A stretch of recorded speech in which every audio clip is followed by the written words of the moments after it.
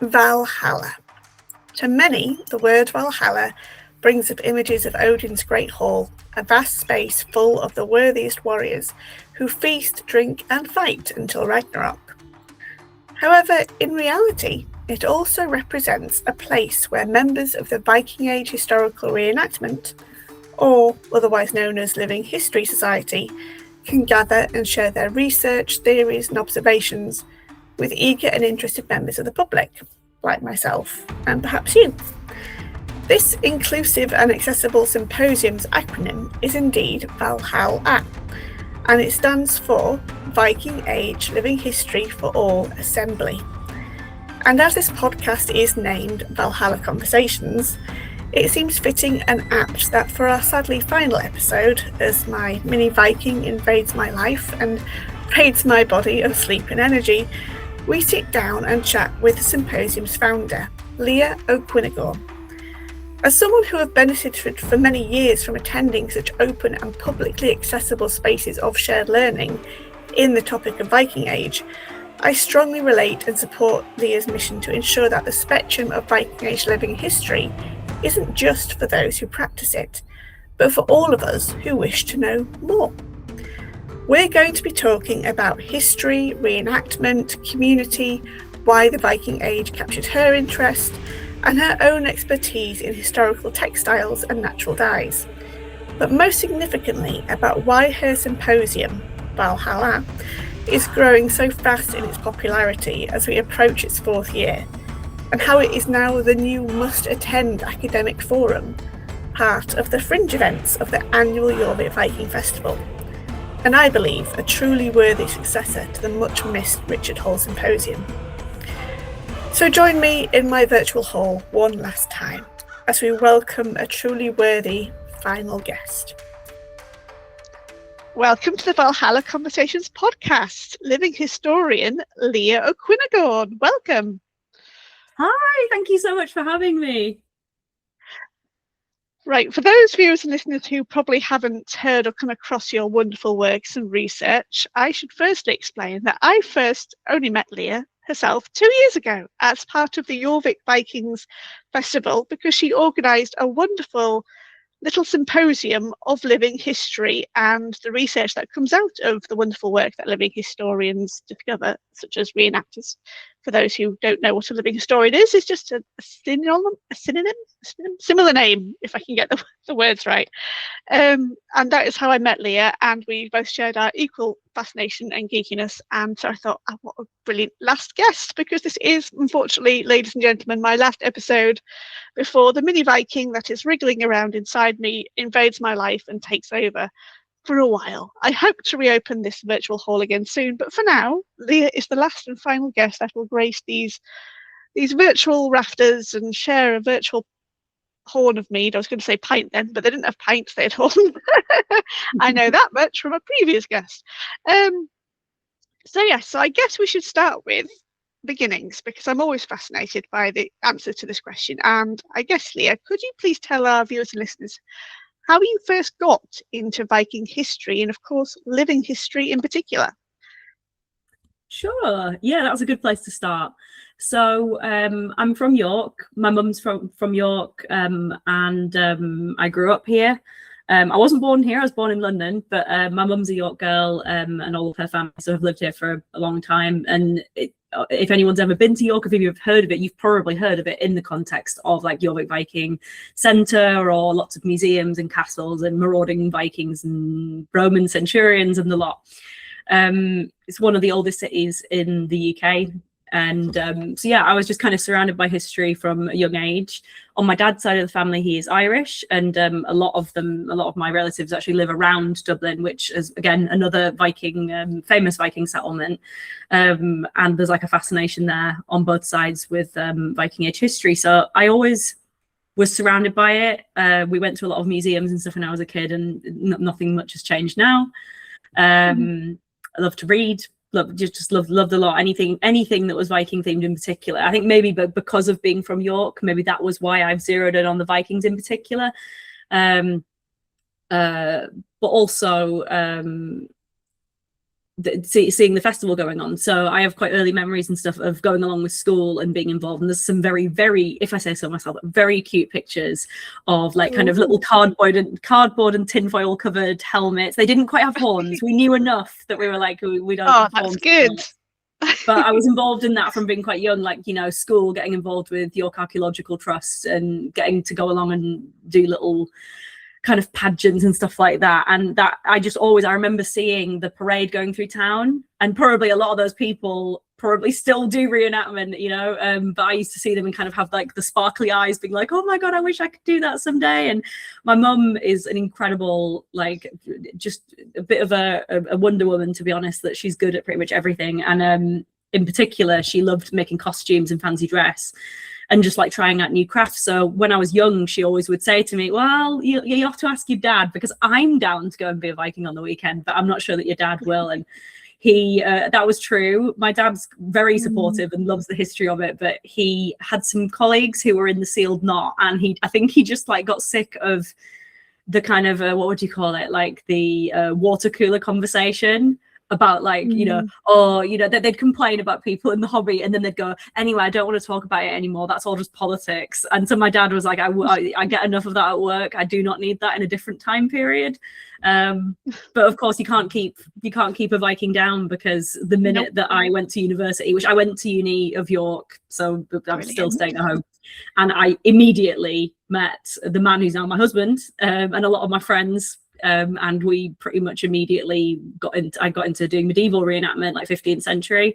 And then when we founded our own group a year later, it was Viking Age. So that was really kind of how I got into it. So it'll be, let me think, yeah, like about 13 years now. Yeah, just about 13 years I've been doing living history.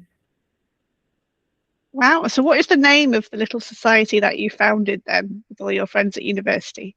Vanaheim. And they still exist, and they prosper. I still go to events with them. I'm still the authenticity officer within that group, which is a very, very nerdy thing, but it's more of a responsibility really rather than a hat. It just means that I'm responsible for kind of helping out folks, making sure that things are consistent, and all the kind of little nitty gritty things of them being like, is this buckle okay? And I'm like, well, I don't know, it depends. Are you being a 9th century Norwegian or an 11th century Anglo-Dane? What's the situation? So yes. Oh, that's wonderful, because of course that name, of course, is now associated with the computer game, if I'm not mistaken, as well. There's a band too, Vanaheim the band, which are quite good. Occasionally we do get tagged in things on Instagram, and I'm like, yeah, no, that was not meant for us, but I mean, we'll take the tag, fine. Well, as well as founding that really cool society, and I'm glad you're still involved with it in some way, because I know your talents and expertise have got quite a spectrum behind them, and I'm looking forward to deep diving and showing off all the colours of the rainbow, which suitably match your wonderful jumper, I must say. I also know that you founded the Efferwitch Project blog, which has got some interesting posts on there. Most recently, of course, your kind of like special guest invite to the premiere opening of the Viking North exhibition, which I was very jealous of, and then started saying, can you please join me? I want to see it. And then fate kept telling me, no, Rebecca, you shall not go see it with Leah. I had to go see it solo, but that's fine. It was fine. I knew what to look for because you gave us all a wonderful sneak peek on your social media. So tell us about the Efferwitch project. Yeah, so yeah, it is the Efferwitch project is like, I don't know whether it's the name of my website, my blog, my website, whatever you want to call it. It's the stage name I go by, I guess. It really is. Some people are like, oh, is that like a reenactment group of its own? And it not really. Maybe that was a poor choice of words or whatever when choosing the name. But it is pretty much, yeah, that's the word for my living history output. It's what I go by on social media. And for people who are not aware, Eofferwitch or Efferwitch or Efferwick or whatever, depending on your pronunciation of Old English, it is the Old English word for York. And I kind of confusingly, I didn't just stick to York. It is still at the heart of it, but I feature lots of my adventures on there. I also have an insane amount of backlog of things that I need to upload. But yes, it is my living history blog, and living history really, like Becky said, is they're kind of one and the same of reenactment. There's some overlap. Some people would use them as one interchangeably. I would say more specifically that what I do is living history rather than reenactment, in that I'm not always reenacting a specific event. There's kind of lots of little bits and pieces here and there that maybe if I was there's a lot of crafts involved, an awful lot of research involved, recreating things, but also kind of I'm quite interested in fairly speculative things. So I was first inspired by some of basically the best reenactors I know in terms of the quality of the soft kit, which is basically, it's everything that isn't like the weapons and the tools and things. So your clothing and your leather goods. Some of the best impressions that I've ever seen are,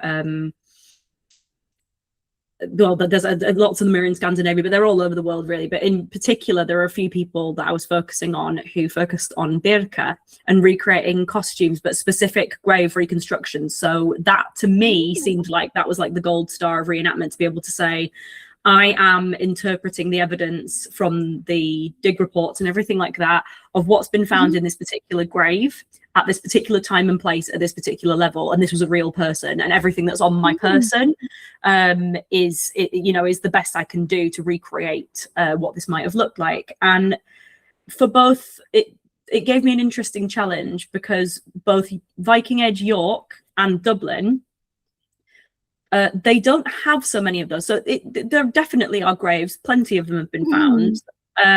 But because of Christianity, in particular in York, but also because they are, most of the evidence that we're getting are not from cemeteries, they're from the actual streets, the refuse piles, and the the layers of people's houses.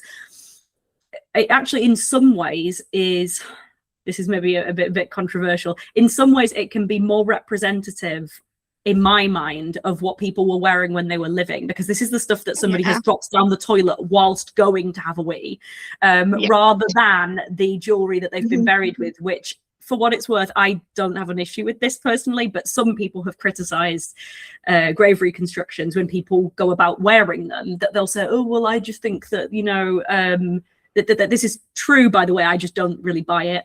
They'll say, I don't think that is really representative, because it could be just clothing that was only worn in a funerary context. Whereas the things that I'm doing, it is a challenge. The areas that I'm covering, both Viking Age York and Dublin, because I can't look at any one particular grave, usually. I can't look at any particular grave and say I'm going to reconstruct it head to toe. That there actually is one that I'm working on, which I'm waiting on the brooches for it, and it's going to be very nice when it's done. But for the most part, I am really interested in these kind of early urban, affluent but non-noble people. They didn't have a concept yet of like the middle class or like the bourgeoisie or whatever, but I would, in my head, I think of them as being like the early bourgeoisie, that the folks who are wearing like the silk caps and things like that are in Jorvik Viking Centre, those are not the daughters of lords or ladies. They probably aren't even the kind of servants of the lords and ladies or a cousin or anything. They are the wife or the daughter of a merchant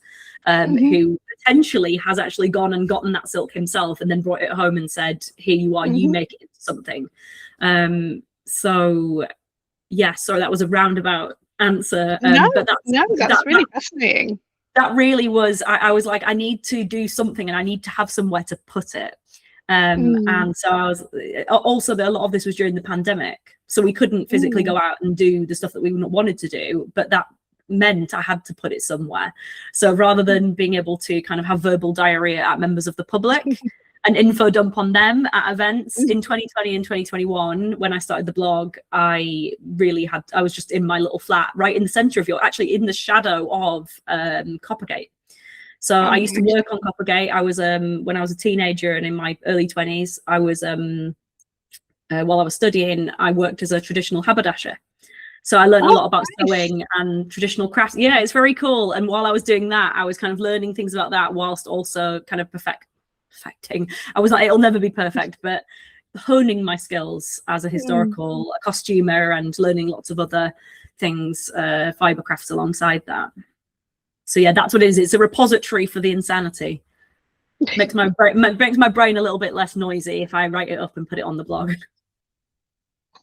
I think that I'm going to use that line for when I relaunch Valhalla Conversations as the repository for my Viking madness, because it's, as I've often said, for any viewers and listeners who've actually followed multiple episodes, they will have heard me say this at least once in at least nearly every episode to every single guest, that I have no one in my immediate circle of friends, family, relatives, colleagues that have even a good awareness or knowledge of Viking stuff, whether it's the history, mythology, they might see in popular culture, like Thor films and Vikings, Valhalla and Vikings and everything else in between, in computer games, etc. But beyond kind of like going deeper, there's no one I can speak to. Like, and I'm sure I've said this before, one of my mum friends actually kind of like turned to me, she goes, "Who is Thor and how do we know about him?" And I'm like, wow, that's a TED Talk question right there. Give me a week and I might get back to you with an answer. Because she is just one of those moms that isn't even familiar with superheroes. So she doesn't even know about Marvel's Thor, let alone kind of like Snorri's Edda, or the fact that we have Viking heritage at all in West Yorkshire, let alone North Yorkshire. So it just shows that I'm like a lone wolf and I keep howling and I've got no one to howl to. So this is why I've pulled you in. So we can unleash our Viking geekiness, because I found with nearly every guest, and your guest 34, remarkably 34, and that's counting just on individual episodes. There are episodes where I've had multiple guests and it's been quite a crowd, quite a party. It's been fun. But thankfully we all have this innate passion deep within us, and it's nice to help other people release theirs as much as it feeds into mine, and self-fulfilling. So I'm glad you did, albeit thanks and unthanks, I guess, to COVID lockdown, find somewhere to release your ideas, your thoughts, your projects, where you want to go, what you want to do. Of course, Inuit Project, as you say, is your social media handle, and I do recommend everyone follow you on Instagram, at least, especially if they want to come to Valhalla next. Because how many years has it been going now? Because I only joined 2 years ago. 3, so you haven't missed too many. So I've only missed one. That's all right. Phew. Yeah. Thanks to the trains and the black hole that is Huddersfield for trains, that no one can get in, no one can get out. It's remarkable, really. I was only recently able to return to the Jorvik Viking Festival and came across your post that was shared. I thought, oh, that seems fun. I want to go to that. Because, of course, the first year I joined, they did do the Richard Hall Symposium, albeit it was online at a different date. This year, there is none yet. Touch wood. Who knows? I don't know what the minds and powers that be at Jorvik are thinking.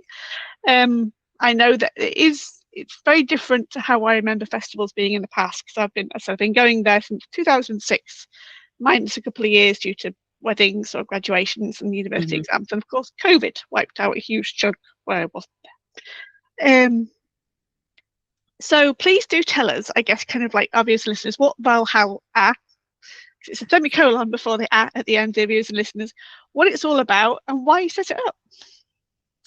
So again, good question. Valhalla, it's the name of my symposium or conference. It stands for Viking Age Living History for All Assembly. So that's where the colon comes in. And yeah, basically in a sentence, I would say that it is a Viking Age Living History Day conference that is academically valid and hopefully engaging, but minus the snobbery. So I've actually been quite lucky that most of the conferences I've been to over the years that have been like kind of historical, because my academic background is actually not in history or archaeology, but I've been lucky to say that my experience has been overwhelmingly positive. I've not found them to be too off-putting or anything like that, but my experience is not everyone's. And there has been occasional bits and pieces here and there where I've felt that it was a bit off-putting. And I really wanted to make a space that was accessible for everyone as much as I can. And by that, I mean, it was around the same time, actually, as we were coming out of COVID. I was speaking to quite a few people when we were starting to have Viking events coming back up again, other reenactors, and some of them were about my age, some of them were like could even be my grandparents' age, and they've been reenacting for a really long time and just had such an incredible such incredible skill sets or knowledge base, and usually paired with them being very good, very engaging people. Like that, I hesitate to use the word like edutainment, but they were very entertaining people whilst also having a lot of meat to what they were discussing, and they'd clearly really taken the time to inform themselves and had a real love for the time period and for sharing it with other people. And we get chatting about something, and this happened about 3 or 4 times actually within a couple of months, and that was where it started the seeds for Valhalla started growing. That I chatted to these people, and I would mention something either to do with, I'd say, oh, I have a PDF, that would you like me to send you a PDF on this paper or something, or I've got a book about that, I can send you some pictures or something. And or indeed I went to a conference last year or something. It was so good, you would love it. Would you like me to send you the videos of it? And they were like, oh, I'd absolutely love that. And then they all said some variation on, I wish I could go to something like that. And I said, oh, well, is it too far away for you? Or like, did it clash with something? And they were like, they looked at me as if I was stupid and went, no, but like, I don't have a degree in any of that. Like, I wouldn't really be welcome there. What would I be doing there? And I'm like, that made me really sad that I was like, it technically, I think they're just not using their free will enough, to be honest. But I understand it. The imposter syndrome is really real. And especially if people didn't necessarily have an academic background, I started to self-reflect and realize how much I'd taken for granted that I had a fairly easy time of it at school. I always quite enjoyed school. I'm not diagnosed, but I'm fairly certain that I've got a bit of something neurospicy going on, like maybe ADHD wise. It definitely runs in the family. But for the most part, my school experience was pretty good. I never really felt like there was any room that I wasn't welcome in, or that wasn't made for me. But that is definitely not everyone's experience. And then separate from that, I've had so many people over the years whether I've been presenting or whether it's talking about my blog or indeed trying to do research. I have a master's by research in linguistics. But people, at the end of the day, other people they usually think that I did history or archaeology, which I'm flattered by, but no, it was modern linguistics, Irish English linguistics. But what was I going to say? Sorry. But yeah, I took for granted actually how much that training that I did get for doing my bachelor's and my master's prepared me to, I can do archaeological research. I can read papers. They don't, go over my head really.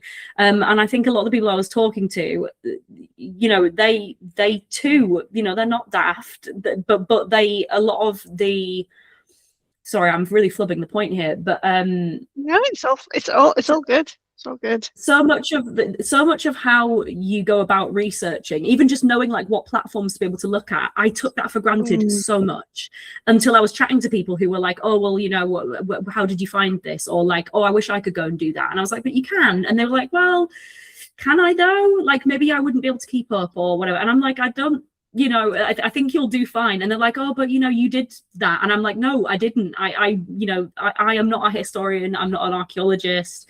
I didn't even do historical linguistics. I mean, I did a couple of things at my undergrad. I failed Old English. I failed my Old English model because I know I was, in fairness,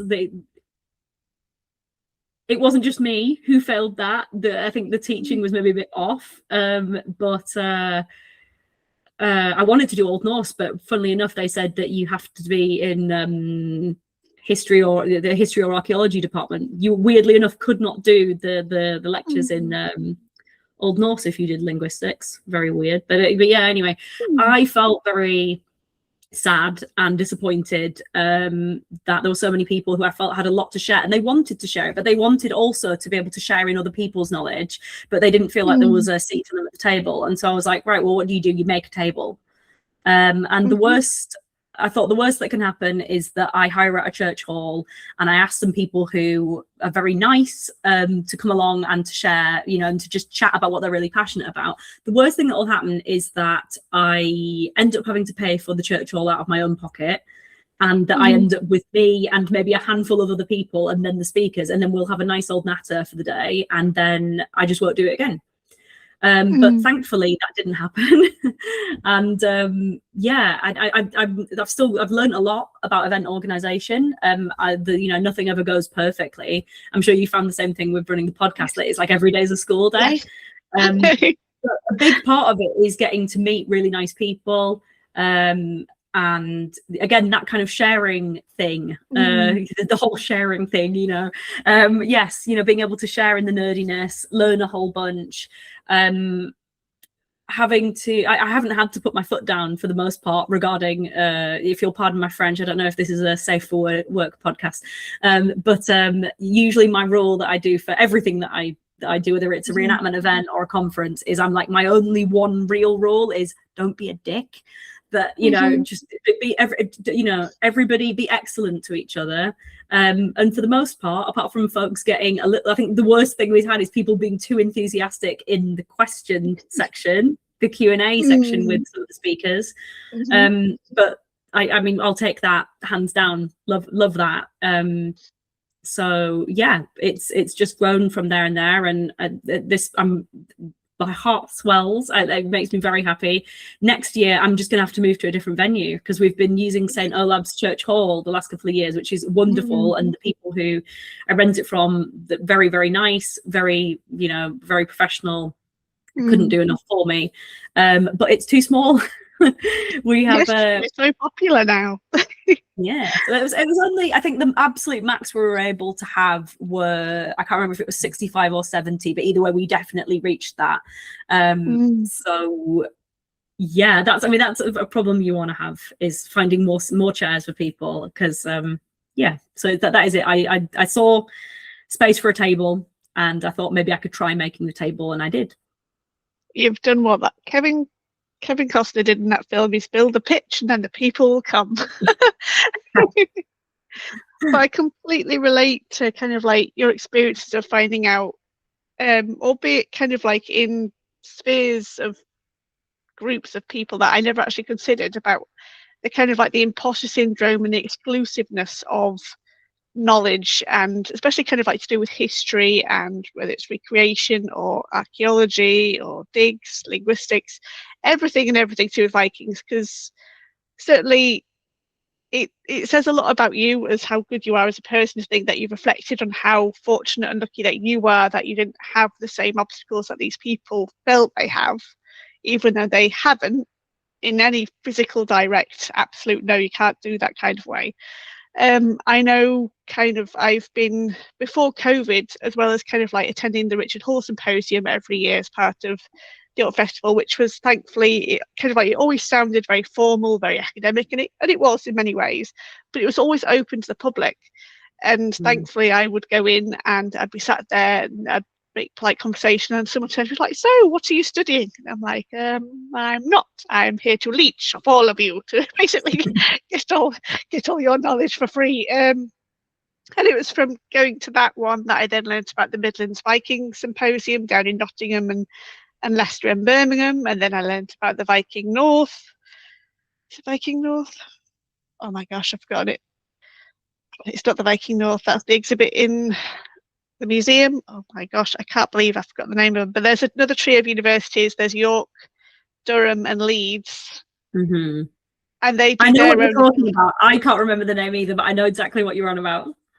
It's going to annoy me because it happened at the same time this year as the virtual day for the Midlands Viking Symposium, which I hadn't been to in years because of COVID. So I had to cherry pick which one to go for. But I learned about the one later than the other, so I'd already booked one ticket for one or the other. But they're all kind of like run by, yes, the academics university, and of course have a lot of their PhD students and sometimes a great keynote speaker speaking. But they're all equally open to the public. I mean, I've been to several of them, and I remember meeting Dr. Christina Lee and Dr. Judith Yesh and Chris Callow, I think his name was. And I think the very last time I was there in person, he kind of like identified me by my social media. He goes, "Oh, are you Soul Chaser Becky?" I'm like, "Oh yes, hi, that's me. That's me. I retweet about you a lot." When Twitter was a nice place, obviously, going way back when. And it is sometimes good to see that when I'm not like the typical Joe blogs from the public there, and that there are other people, usually not often kind of like our age, they're often retirement age. That's absolutely fine. I know some relatives and family friends of mine have all been on Norwegian cruises, the lucky sods. And they've all come back saying we were the youngest on the ship. I said, well, I will be the youngest on the ship if I ever get to get on it. I just need the money and the time. Dear Lord, just let me win the lottery. I'm manifesting it for you. I just need to play the lottery. That's where I need to begin. That's where I've been going wrong all this time. But it certainly has been interesting to see kind of what type of people, as I said, do turn up to these events, whether they are part of the academic community or whether they're Joe blogs like me, or most often they're not. People who are retirement who've got the time and the money to afford to travel and take time off, because of course you need to take time off for work to sometimes go to these things, especially if it's like in Leicester or Birmingham or Durham, you've got to travel up north, south, east, west. But it is good that these things are still around, especially because I have got some concerns that the Richard Hall Symposium might have died a quiet death because of the way things are at the York Archaeological Trust. Because the Jorvik Festival, having been going there since 2006, as I mentioned earlier, it has slimlined a lot. It's like I remember having programmed 10 pages long, and now it's only like 2 pages thick. And it's got the same core events it had last year and the year before that. And of course, they didn't have their finale battle this year, not even fireworks, which was a shock. So I was really hoping Time Will Tell Theatre would come back and do a third one, because I saw their started with this Kershaw Tearfing show, and that was amazing. It was amazing. But times are changing, as they say, and unfortunately we must change with them, which is why I was so pleased when I came across Valhalla Symposium, the assembly I should call it, because that kind of like gave me that kind of like dose of vitamin A in terms of academia of Viking stuff. And it was all fascinating because, of course, I respect reenactors generally, because I think it's an amazing hobby and talent to do, and they often put a lot of effort and hard work and time into it. And I recently, kind of like our 30th episode was with the wonderful Nigel Amos of Reggae Anglorum, and his 30-year career was just astonishing. I feel like I should have had a red book saying, this is your life, Nigel. You've done this and you've done that and you've gone here and you've met that person. But of course, kind of living historians, as you said, kind of like, I think the way you say, they're kind of like one and the same, but there is a bit of a difference. And I guess I would describe maybe the difference is that living historians do tend to take that more, only the best word I can think of is that academic angle on things, more than just doing it because it's part of the society and that's what you're expected to do and turning the garb. I know Nigel was telling me when we interviewed him about kind of like when they did get involved in like film production work, whether it's for a history documentary or a film, a lot of his group would say, oh, but I'm not an actor, I'm a reenactor. And I thought, oh, that's a very good distinction, because he doesn't mean you have to act to be a reenactor. You can just wander around in a costume and still have fun. I think you mostly are right there. That's probably, I mean, if I was joking, half joking, I would say this about myself. I'd say, oh yeah, you know, living historians are just reenactors who have notions. I definitely have notions. No. But no, I think it is the people who I know who describe themselves more as living historians. Reenactor is maybe more of a catch-all term. So that was another thing that like was kind of nice during the pandemic, is I did a lot of navel gazing about like the nature of what I was doing, because I was so desperate to be going and doing things. I felt a bit fed up, like everyone did. I was feeling a bit fed up, and I was really enjoying playing Skyrim. It's playing Skyrim and sewing. That was about it. Going on walks and drinking coffee, baking banana bread. Yeah, something that I kind of navel gazed on was this kind of, maybe it was just a maturity moment, I'm not sure, but realizing actually that it's a very broad church as reenactment. I used to get quite frustrated with other people around me sometimes because they didn't want to do kind of what I wanted to do the way I wanted to do it, which when you put it like that, it sounds very childish, because it kind of is. And I realized that I was like, well, I've carved out a space for myself already with the group that I'm in with Valhalla, with Vanaheim, sorry. And I really, really love my group. That some of my very best friends are in that group. You know, when I got married just before the pandemic. It was November 2019. You know, we had like a sword arch at our wedding. About half the people there were reenactors. So love them to bits. And most of the people in that group, we are fighting a nice balance between fighting and craft, and kind of we try to be evidence-based as much as we can. So that was fine, but it was more people like in other groups, and sometimes that we'd have, you know, interactions with people, or even online, you know. Gosh, online can be a bit of a cesspit, and it's not even the bots necessarily. These are unfortunately were real folks that I would get really wound up before the pandemic by sometimes, you know, not having the same kind of interests. And that maybe goes a bit further than that, you know, it would be people asking for advice regarding things, and, you know, just to an open forum. And then there'd be such a huge dearth of breadth of answers of people with different perspectives about what mattered and why they were doing the hobby. And that used to really annoy me. Whereas now, I think some of that is just growing up. Because I was one of those people where, let me think, I was maybe 23 or 24 or something when the pandemic happened, whereas now I'm nearly 31, you know. So I think some of it is just growing up, but that is the kind of cool thing that can be reenactments, like a million different hobbies all rolled into one.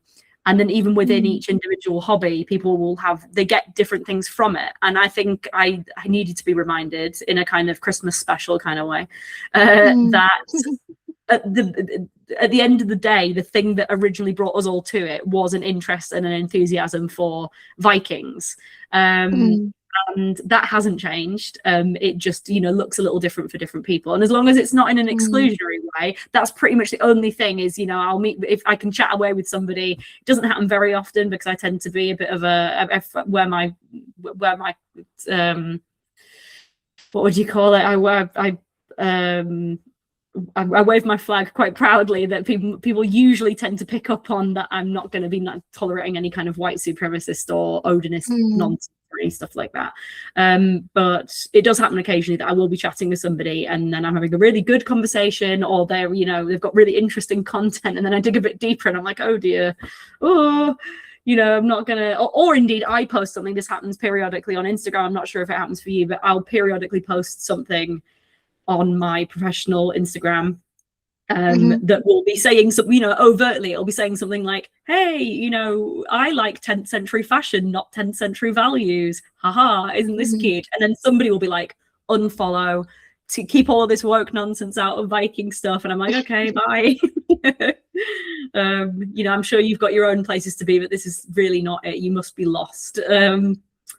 Yes, I haven't come across it quite personally, because I say thankfully, the few comments that I do get on my episodes, particularly on YouTube, usually it's the guests that they've had thanking me for having them on. And I know kind of like one of my recent episodes, which was a special bonus one all about Valkyries, which is my catnip, I had them on. Someone decided to put a nice comment about summarising how we need to clarify about slavery in the 9th and 10th century, and how they did this and how they did that. And I'm like, I don't think we touched on slavery, but thank you for bringing it up. Yep, it should be acknowledged. We should acknowledge that the Vikings were, better of a worse word, epic slave traders. They were very highly successful at it, probably more than us Brits were at the time when we were doing it, kind of thing. But it wasn't just the Vikings doing it. Lots of different cultures and societies have had slaves. I mean, the ancient Egyptians had slaves, and no one's dissing the ancient Egyptians about it all. But anyway, I kept it just very polite and amicable and said, yeah, okay, that's cool. Thank you for giving it up. I don't think we talked about it, but thank you for bringing it up anyway. I know I've kind of like one of my guests from the episode, Div Brooks, who's studying her master's at Leeds University and is properly pursuing the kind of like the Valkyrie Scholar title, and I wish her luck in that amazing pursuit, because I would love to do it if I could properly, officially, academically. But instead I just read everything else and fob myself off as an independent scholar. I dropped that same one in a shop today, so we can use that until it wears out. Yes, but I know she posted a screenshot of her correcting someone on, I think it must have been on Threads, about someone saying, oh, kind of like how Odin lit the fire around Brynhild. He's just like, actually, no, if you read this text here, it's Brynhild who did the fire herself. And the immediate comment was like, oh, so you knew Brynhild, did you? And I'm like, yeah, maybe she does a little bit more than you because she's read the source text. But there's a guy called Carl who runs the Norse Myth Facebook page, and he occasionally posts on social media, and I'm sure I reshared this to Sif herself recently. He put up a funny kind of like meme of 4 angry puppet faces.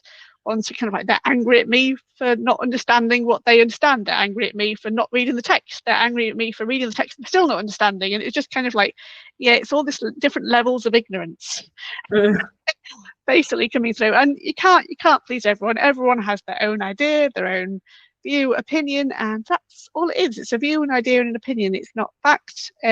Those who know the facts are confident in the facts, and good for them. I'm happy. That's good.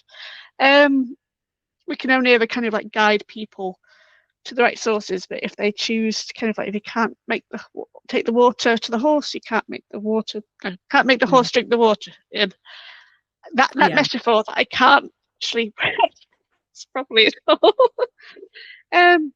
But you're totally right though, and like that was something I just before, I don't need to say, I need to make sure I don't get ahead of myself. Like I'm constantly wrong, like, but I actually kind of like, I don't like being wrong. Who likes being wrong? But no, I like being in a room where I like being in a room where I'm not, I'm not I don't want to be in a room where I'm the most intelligent person. If I wanted to do that, then I mean, I suppose, I don't know. I was going to say that's if I wanted to have a conversation like that, I'd talk to my dog. But yeah, like it's that was something that I felt it's a really interesting thing to be able to balance. And I think maybe that was part of what I was on about. Like I used to get annoyed on like social media and like being at events and stuff. I used to kind of rage bait myself.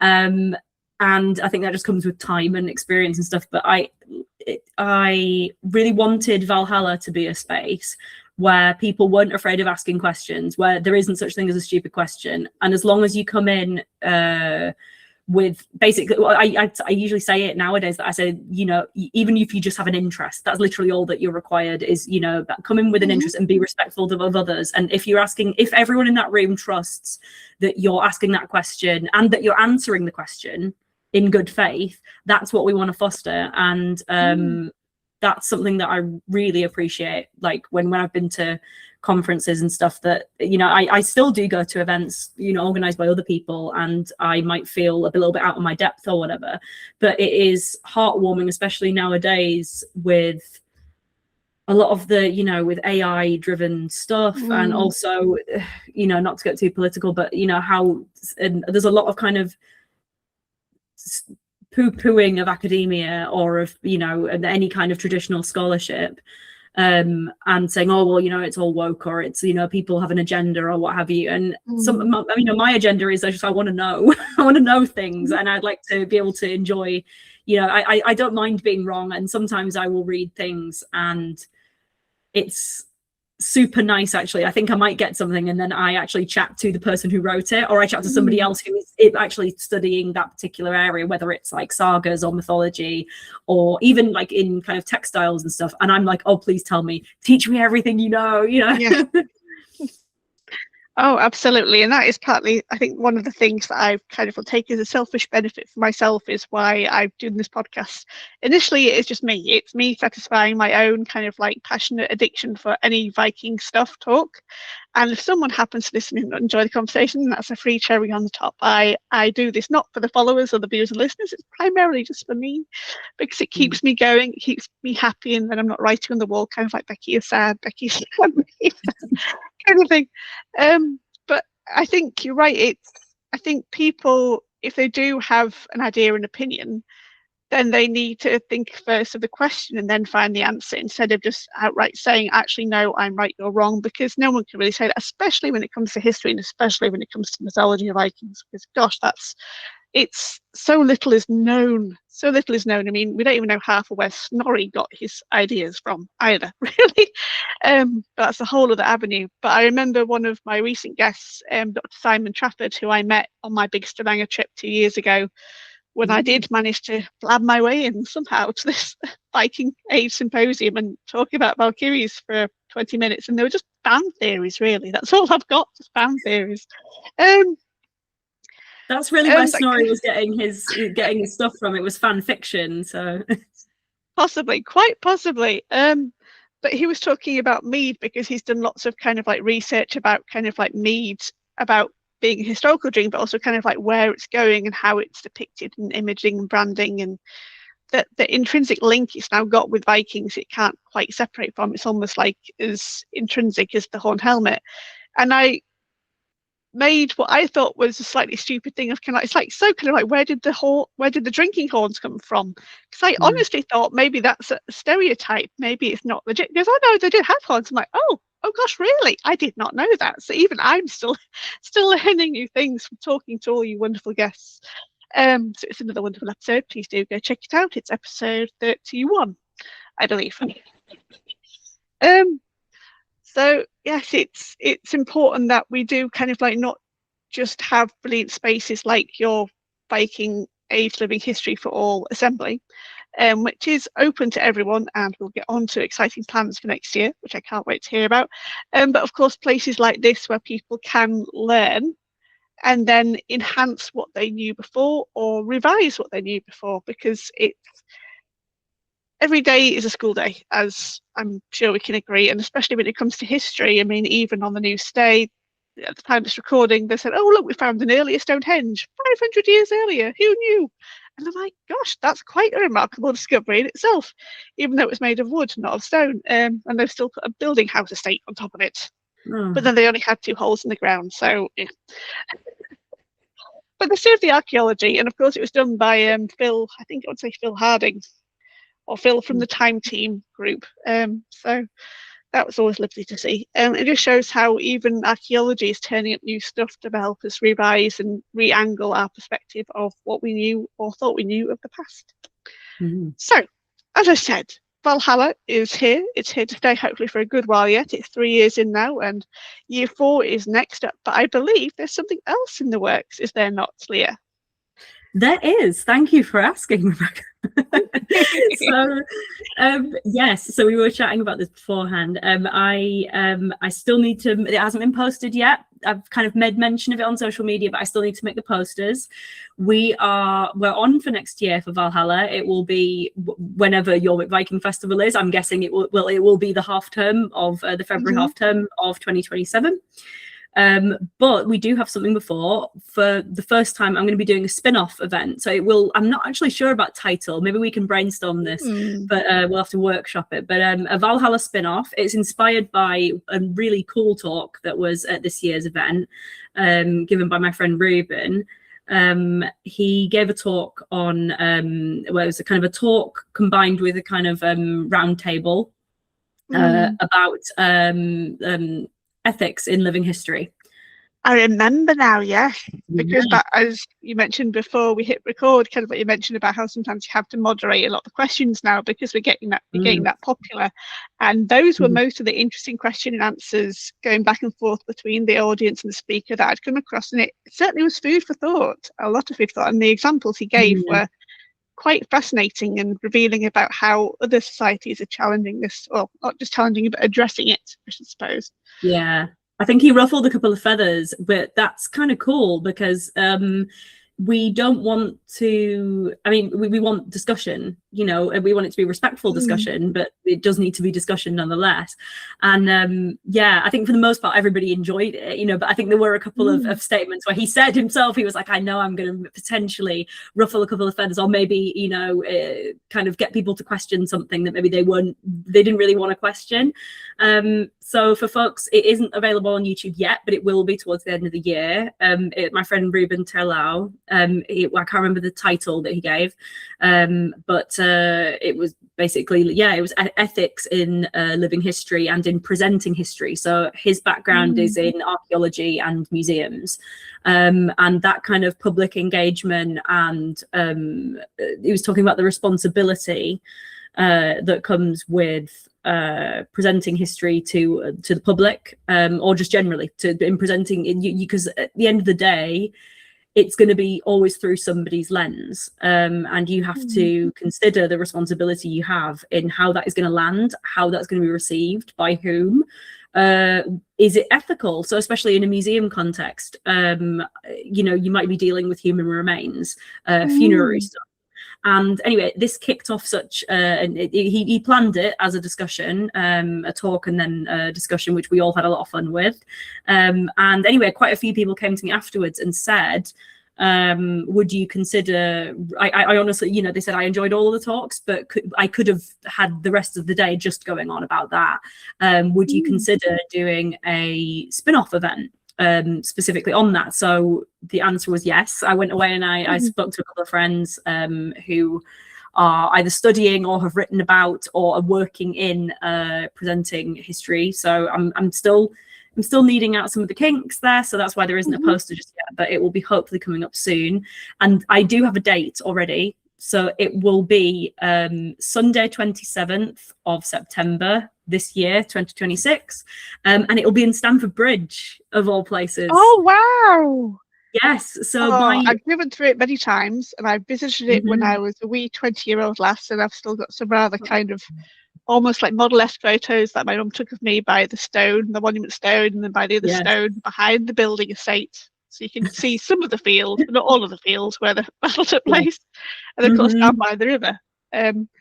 Yeah, I've got fond memories of there, though kind of like it's such a small village, and it's only got still got the singular bridge that only one car can get across. It's remained uniformly narrow. It's never been widened, people. It's just so prepare for queues when you go to Stamford Bridge. But on foot you're fine, or on a bike you'll be fine. But so whereabouts in Stamford Bridge is it? Is it in Hall there, or? It's in a hall, yeah. They have like it's a scout hall basically, but you know, a hall is a hall. And hell, I give me a platform, as long as we're not getting rained on, then, you know, and there's some loos and somewhere for us to boil the tea, and I will organise something. So yes, I'll be putting tickets out later, but it'll be a similar kind of vibe to original Valhalla. It'll be a day conference. It'll be backed onto so Vanaheim, my OG group.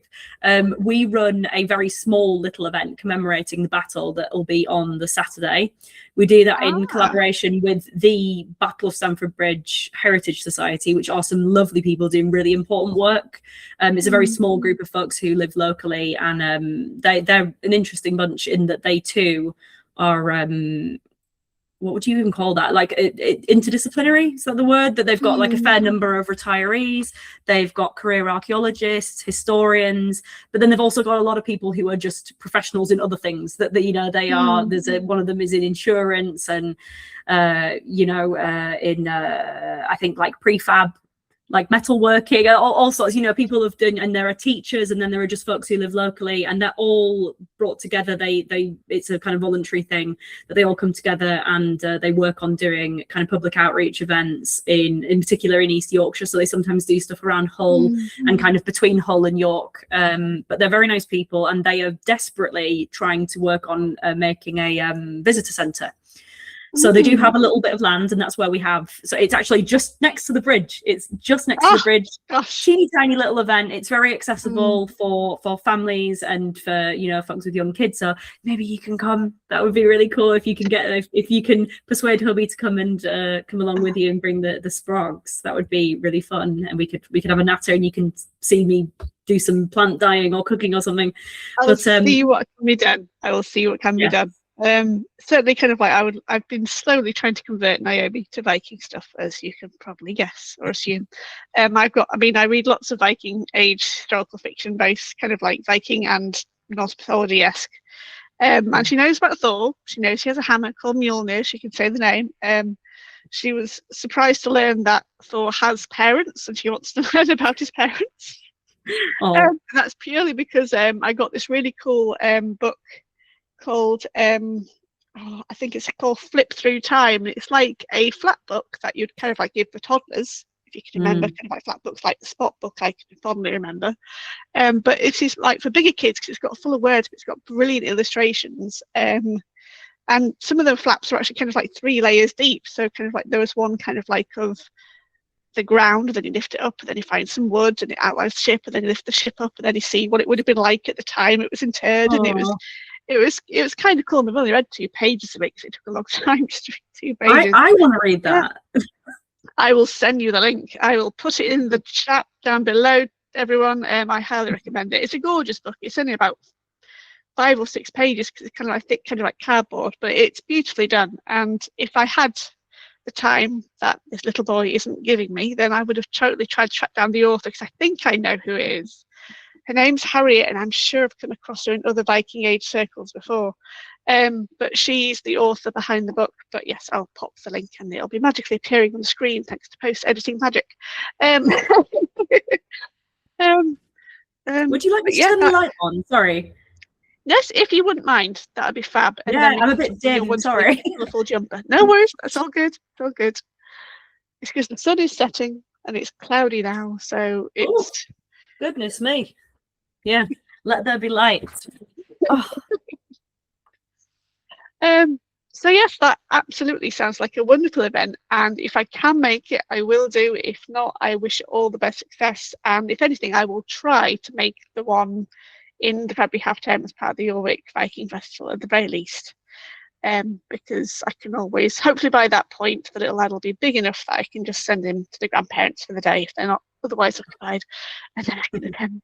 So yes, well, yes, that's the point. You've mentioned about the spin-off. Let's talk about why the 4th year is going to be such a special year for Valhalla.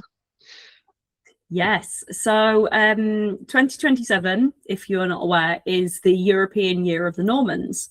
So it's commemorating 1,000 years since the birth of William the Conqueror. And it's basically being commemorated across the world, but in particular across Europe. Very, very cool kind of very cool collaborative thing across a collaborative project rather, with a program which I applied for and got accepted. I got accepted for Valhalla, yes, to be included in the official program. So it should hopefully be coming up within the next month or 2. It'll be on the lineup of things going on across the world, really. But as part of that, I within the application, I had to pair with an entity, whether it's a business or a charity or something like that in Normandy itself. And I was paired with Park Ornevik, which I hadn't heard of before, but I'm amazed that I haven't heard of it before, because when I was a child I used to go on holiday and stuff. We went a couple of times over to Normandy and to Brittany. Lovely place, and obviously just so full of history. So I had to pair with somebody, and I was paired with Park Ornevik, and they are just the loveliest folks.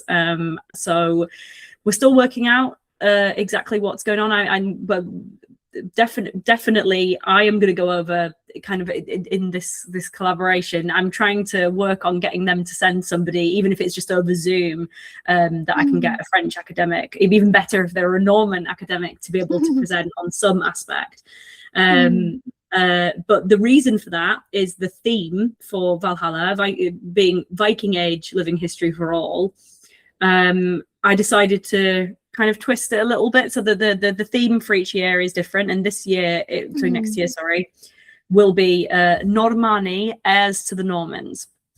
So heirs to the Vikings. Oh my goodness, I can't even get my own title right. I'm sorry. Yeah, Normanni, heirs to the Vikings.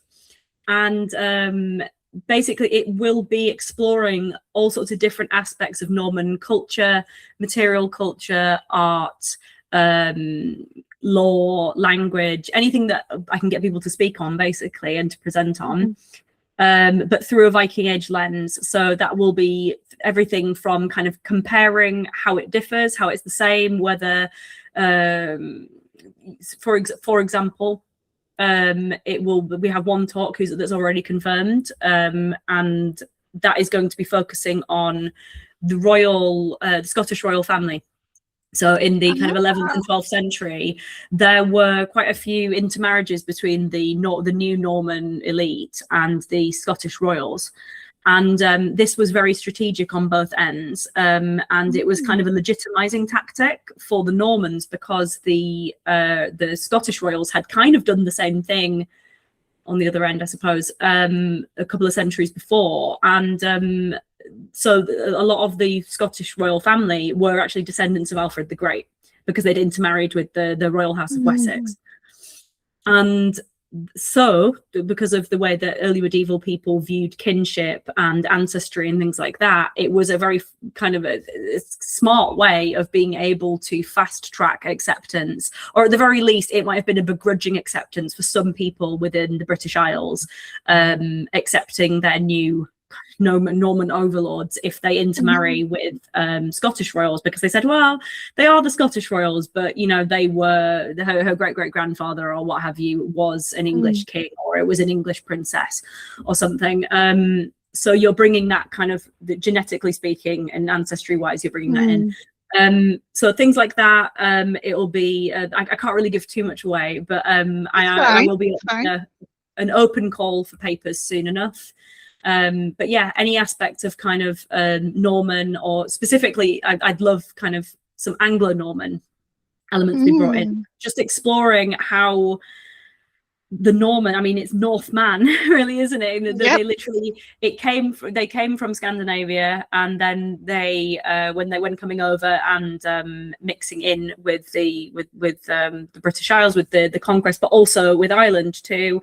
I'd love for people to talk about kind of Norman Sicily and things like that as well, but that's not on the cards just yet. But anybody who is interested, please do get in touch with me through the Offerwitch project on social media. If there's something that's a thought that's burning a hole in your head and you really want to share it, to do with any aspects of Norman culture and comparing it to kind of Norse culture, that would be just dandy. But yes, so that is going to be part of the Jorvik Fringe, as we're calling it, the independent side of Jorvik Viking Festival next year. And as I said, we will be getting a larger venue. Another thing I can promise is that we're going to have it as a hybrid event.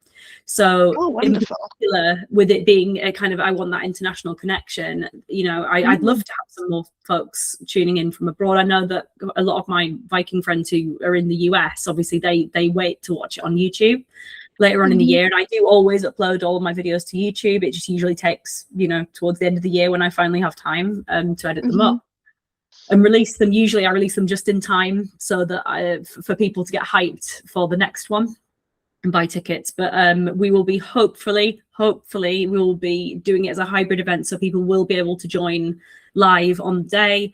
And I'll be subtitling the videos as well. So thankfully my other half is fluent in French. So that was kind of part of our application, that we said we will subtitle the videos annually. So yeah, taking over the world one country bit by bit. And then they, in return, I get to go to Park Ornavik next summer, and I'm going to present on them for a talk or something of Anglo-Norman costume. So that is something I'm a little bit experienced in, and the textiles and stuff is obviously something I'm very passionate about. But I'm a mixture of nervous and excited about that.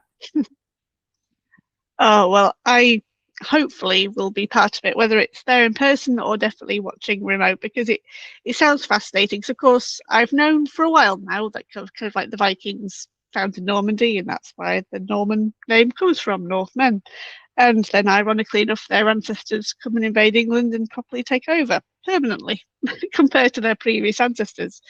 But certainly in terms of William the Conqueror, it was kind of like one of the things that I kind of like got most surprised by in kind of like all the many non-fiction books I've ever read, was about how it was his kind of like, I want to say aunt, not great aunt, but Queen Emma, who of course married King Ethelred the Unready and then married King Canute, our first and only ever Viking king, ladies and gentlemen.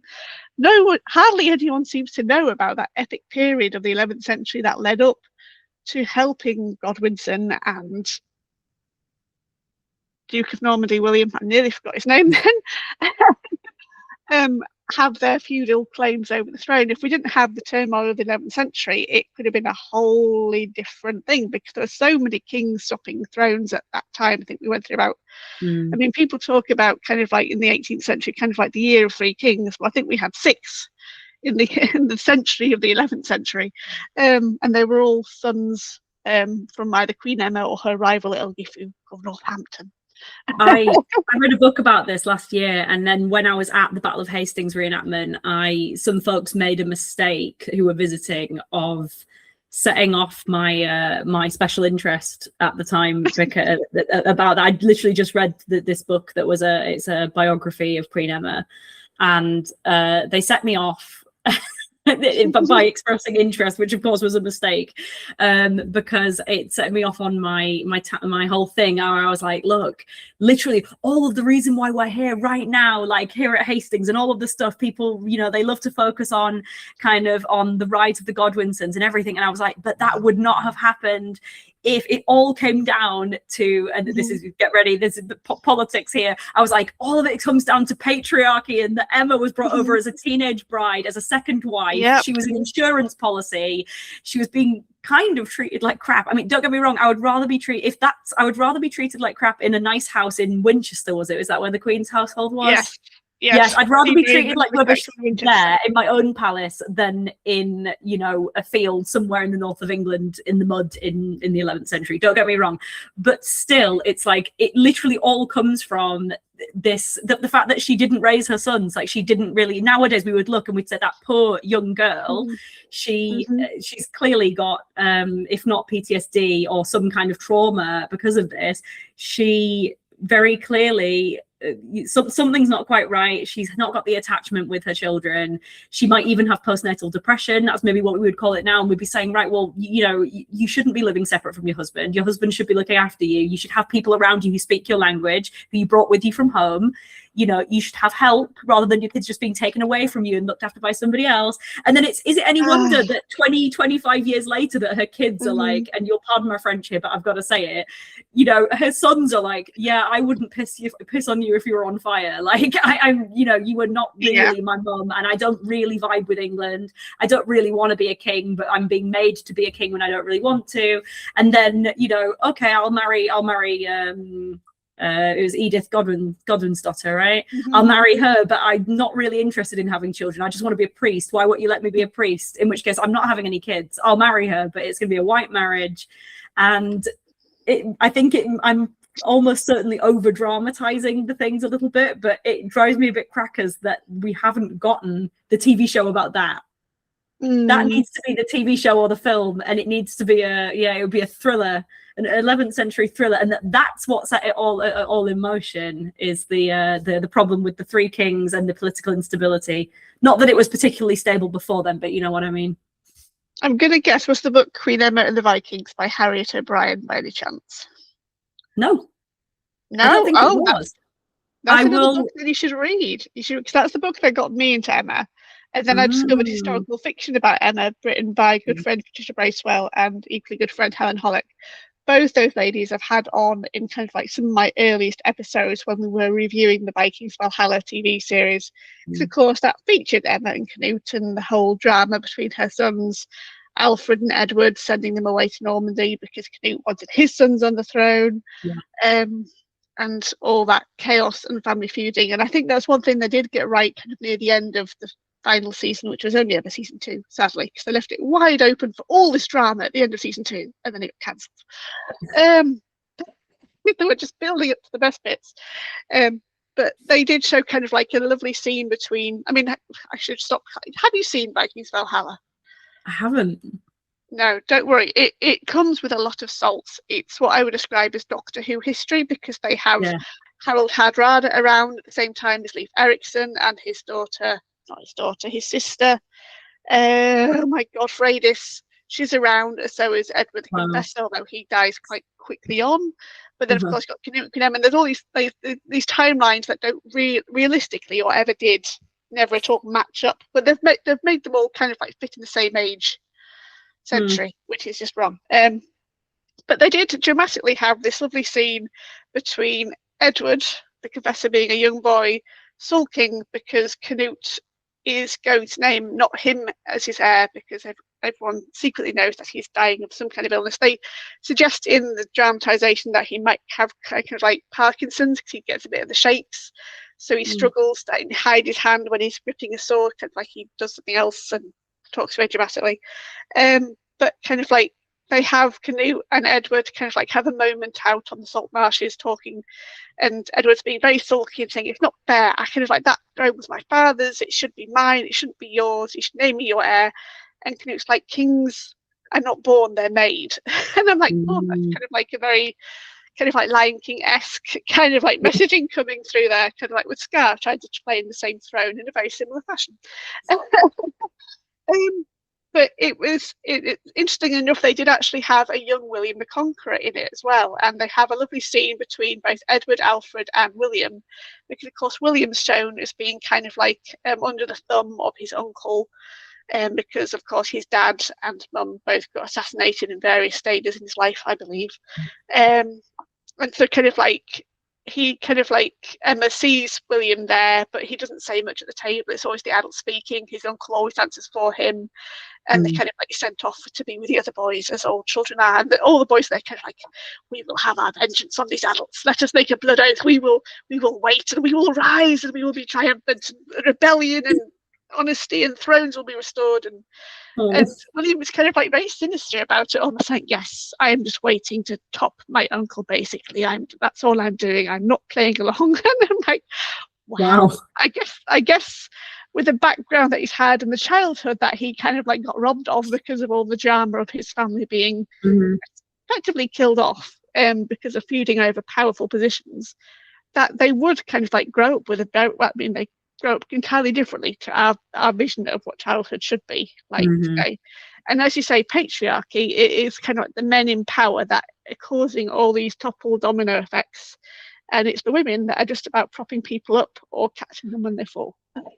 So long story short, people, go read Queen Emma and the Vikings by Harriet O'Brien, or read historical fiction about them, because it's a little bit more honest to some degree than the actual Vikings Valhalla TV series, which was highly dramatized. It had some good dramatic moments, but it was a mishmash of timelines, because Harald Hardrada wasn't around at the same time as King Canute. He was still a young boy up in Norway. In fairness, that's another film I would watch about his childhood as well, because that's another kid who was really not growing up. I mean, I think people know that in the past children didn't have it anywhere near as easy as they do now, but some kids like really had it hard. Like, didn't Harald Hardrada, I think, fought his first battle at 15, wasn't it, at Stiklestad? I'm probably mispronouncing. And they were on the losing side. Was it his older brother or was it his uncle? His older half brother, I think, was he became Saint Olaf. Yes, that's all I remember. He became a saint, but I can't remember what he was called before that, apart from just Olaf, I assume. And that's the Saint Olaf that the church that Valhalla is held at. It was named for. The church was founded. It became like a whole thing in the 11th century, which I found this fascinating. That so many folks, the kind of grandchildren or great grandchildren of the Scandinavian settlers who'd come over and settled areas like York, when they'd been Christianized at the kind of in the 10th century, despite what people like to think, the evidence seems to show that they were Christianizing quite quickly because it was trendy to do so, and it was very politically and socially advantageous to do so. Their grandchildren or great grandchildren in the 11th century were getting to positions, within their communities that, if they were lucky enough to be in an elite position. Founding a church was a great way to be able to stamp your mark literally onto the landscape. And I thought this is so cute, actually, that people, we have these kind of aldermen and, lords and ladies and stuff who have,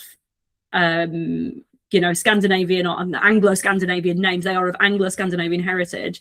And when it comes time for them to dedicate churches to things, they're choosing literally like a very recently made saint. They're choosing Saint Olaf. And that's why there's so many Saint Olafs or Saint Olives or Saint Olav's church around England. A lot of these really old ones were founded in the 11th century. And it's within like 20 years of him being killed. So they were talking about, was it Saint King Saint? I don't know which one comes first. Olaf the Holy King, and then he was made a saint, if I remember correctly. Yes, I might be getting them mixed up because I know that there are two very saintly Norwegian kings called Olaf, but yes, the one that was the half older brother, I believe, of Harald Hardrada, which makes me wonder that I'm like, right, well, Hardrada went to Istanbul or Constantinople He did. to work as a Varangian, and obviously working for the emperor would mean you'd think you'd be quite Christian, but then there's this whole shenanigans that we don't know whether or not he was bigamous or not. That's not very Christian, having 2 wives at once, that we never hear about the first wife dying. But maybe they just didn't feel like writing that down. It's not like that doesn't happen with women in history. Yes, I mean, even Edward the Confessor he went through multiple wives, because I think he had actually married another Elgifu before Emma came along, and Emma had changed her English name Elgifu because I presume no one could say Emma. I've got no idea why. It was just interesting that she had to use an English name when she was signing charters more than actual. I think, unless I'm getting it wrong, it's been a while. I think you're right, and I wonder about that because Emma is originally from it's Norse, isn't it? And I wonder whether politically in the south of England, about whether that's why they preferred to go with Elfifu, is that maybe it just was. I don't know. I'm sure there's somebody who knows more about this who could give me a strong argument in either direction. But I wouldn't be surprised if maybe that was the reason why, is that they said, well, we don't really want to be. Look, when we're English, we're not Scandinavian. You need to be. People will accept you more and you'll integrate better if you have an English sounding name, and kind of the king's wife should really have a more traditionally English name. But then it wasn't another Elfifi when she finally got married to Canute. Yes, because there was Elgifu of Northampton. Yeah, who apparently had a hand-fasting marriage with Canute, so it wasn't recognised by the church. But equally, whilst he was off in not Norway, Denmark, sorting out post the death of his other brother who was ruling there, he didn't come back in time, so Elgifu said, right, okay, my son's claiming the throne because we need a king, and so we had Harold Harefoot as a king. Again, a king that hardly anyone remembers, but he was a king, albeit for a very short period of time, because all these kings kept dying remarkably early, because of course Canute died, albeit at a good age, but kind of like, I think it was like between his 40s, 50s, maybe not as old as Edward the Confessor ever got to. But then his half-son with Emma, Harthacnut, or Harthacnut, if you want to go along with that gag, he sadly didn't reign for that long either. He died at a wedding feast, I believe, possibly a fit. And I know when I was speaking about this with both Patricia Bracewell and Helen Hollick, they both have a theory that certainly in Canute's line, because his dad died quite young and rather suddenly, and then he died quite young to oldish, and again unexpectedly. We're not really sure about the illness, the dramatisation of Netflix have given him Alzheimer's or Parkinson's. No, Parkinson's, not Alzheimer's, thrown way around.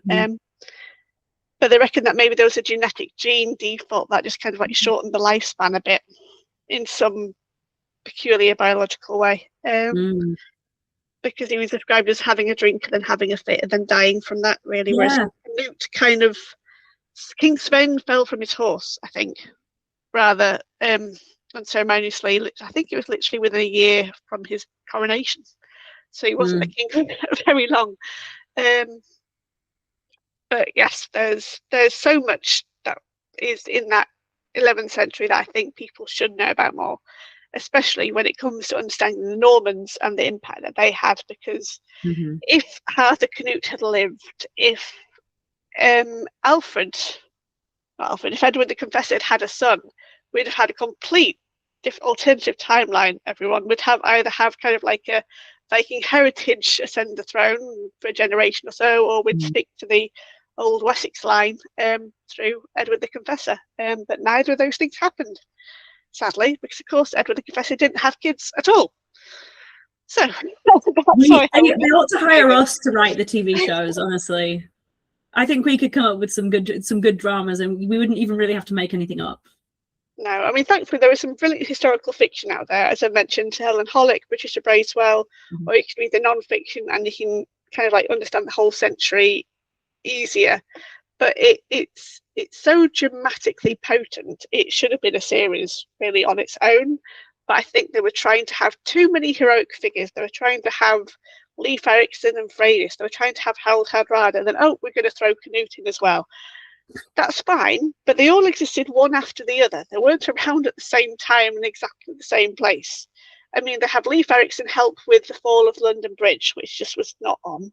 They have him go all the way to Constantinople with Harald Hardrada, which was also not on. They have Freydis go all the way to Greenland and discover that her father, Eric the Red, is actually a bit of a tyrant in his own right, and that he's making all the Greenlanders stay where they are and suffer famine and cold and not take them home where they all want to be. So there was a lot. There's a lot to unpick, but if people want to know more, they can go watch the episode. It's way back in my timeline on the channel, on the podcast, because that was a long episode, because there was a lot to discuss just in season 1 and season 2 alone. But I'll always remember the end of season 2, Emma was promising to Edward the Confessor that Edward the Confessor to be, he will have the throne, but he just needs to wait for his time. And she gives him like a sacred relic to keep hold of, to know that she's making this promise. And yes, your younger half brother Harthacnut is going to have a go first, but your time will come. I have seen it. God has told me, etc. Like the PS2 controller, like, you know, you just need to wait and then you'll get your turn. Yeah. But you can kind of see why there's so many feuds going on, and of course it's all the men wanting all the power. Apart from when it's the winner, when it's one of the Elfjafus wanting power for her sons. Yes, there was a lot of issues, kind of like with Emma trying to hold the throne for Knut whilst he was in Denmark sorting out that aftermath. And sadly, the Witan said, no, we cannot have a queen rule us. We're going to have Harald Harefoot step up, seeming he's the next legitimate son of Knut, so he can do the job. And then, of course, eventually Harthacnut got his turn once his dad had died.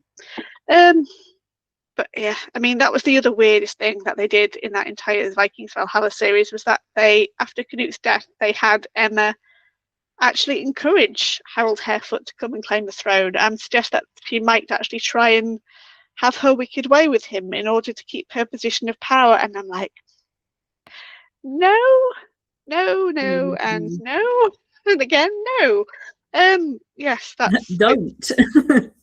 Yes, I mean, considering I think they did a really nice representation of the Emma and Knut relationship, because I do think there was a genuine fondness there that wasn't there when she was with Edward the Confessor. I think that could be a lot to do, as you say, kind of like with why she sent her sons away to begin with, and albeit not just kind of like to have political freedom and not be assassinated by Knut as rivals if they're in Normandy, but equally because I don't think she had a happy marriage at all. Because, as you say, she was very young and he was very old. I think he was in his mid-40s when she married him. But then the age difference, she was slightly older, wasn't she? But she was like, I think only still she was about 25, 26, and he was in his early 20s, was Knut, and he would have been a war hero, kind of. So he's a military man. He's much younger. In my head, he's like, she's like, oh my God, the first marriage wasn't quite what I wanted. And now I finally get to marry this young, sexy guy who not only is he like, he's got these very admirable in all these other ways, but also culturally speaking, they might have been more similar in terms of background, because she will have spoken a variant of Old Norse back home. And then unfortunately she meets him and she's like, oh great, and I'm being courted, and I get to carry on being queen, and all of this is great, and maybe I can have a happy marriage. And then he's like, actually I'm already married, like this is a political thing, but like you're nice, I guess, let's have some kids, but like I'm not going to put my mistress to one side. And that's why I feel for her, that she it's ripe for drama, that really. But I do feel, I think there's what's that show called, House of the Dragon. There's something there. Yeah, I mean this is the crazy thing, and I'll just kind of like highlight it for viewers and listeners. When Emma came to the throne as wife of Edward the Confessor, he already had several sons by his first wife, another Elgifu, including Athelstan, I want to say, and Edmund, who ultimately became Edmund Ironside, because when Svein Forkbeard came around and started pillaging, because Edward the Confessor had spread rumours that the Vikings were causing revolts, so people were going to have their permission to go kill them all, including Svein Forkbeard's sister, I believe, who was staying in the country at the time. That is why Svein Forkbeard... St. Brice's massacre, right? Yes, that's the one. that's the one. That is reputedly like the spark for the Great Viking invasion that Sven led. It was Edmund Ironside who was the better commander of all, out of even compared to his own father, at trying to kind of like deter the Vikings and defeat them at their own game. Because of course, not Edward the Confessor, what am I about? Ethelred the Unready. Apologies. Ethelred the Unready is who married Emma when she was little. Not Edward the Confessor. There's too many kings. Too many E names. This is I'm getting confused. But Ethelred the Unready was always kind of like in the south when the Vikings were in the north, and he was always in the east when they were in the west, and it was like cat and mouse, and they could never catch up. But after his father died, Athelstan, who was the eldest, sadly died quite young. Can't quite remember if there was ever a reason why, and therefore Edmund became not quite king. I don't think he actually had a coronation as such, but he certainly kind of like had the blessing of the Witan to keep chasing the Vikings around and try and save Anglo-Saxon England from wreck and ruin.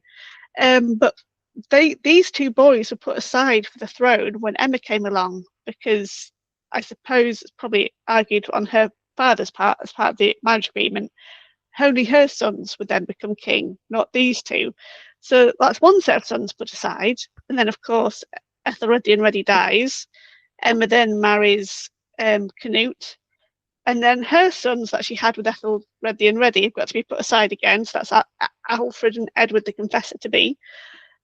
Because Canute, I assumed, no one really knows, or it could have been Emma's own point of view, that kind of like any sons that those two have then from the throne. So there's like all these frog hopping of generations of young lads to become the next king, because there's all these fathers that come and go with the same lady, surprisingly enough.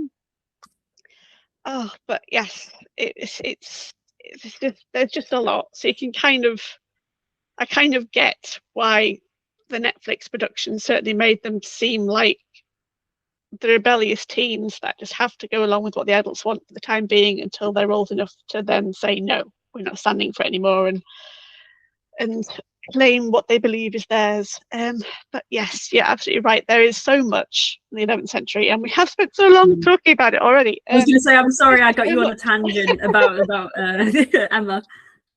It's absolutely fine. This is what this show and this podcast and this is what I am is all about. And this is what I love to talk about, these kind of like these figures, these names, these timelines, these events that don't often get done. Because I know certainly when I was doing history, not quite to GCSE level, it's one of my regrets that I never did pursue history as kind of like academically as I could have done. I decided to do geography, and then I did English at A level, and then I did English at uni, but just about scraping through on all of them. But certainly in history, we learned about the Vikings, but it was always the Vikings versus Alfred, or Alfred versus the Vikings. We didn't learn much about the Normans in 1066, besides that it happened, and of course Harold Godwinson and that, all the basics of that era. But then we didn't learn anything about what led up to it, which is it just seems like they come out of nowhere, and that like both the Norwegians and the Normans are just chances, and they just decided that they were like, I'll give it a go and see if it sticks. When actually it's like they are at least the aristocracy anyway, but even just depending on the area of the country, like whole swathes of the population are literally interlinked from like various waves of migration, and it's way more complicated.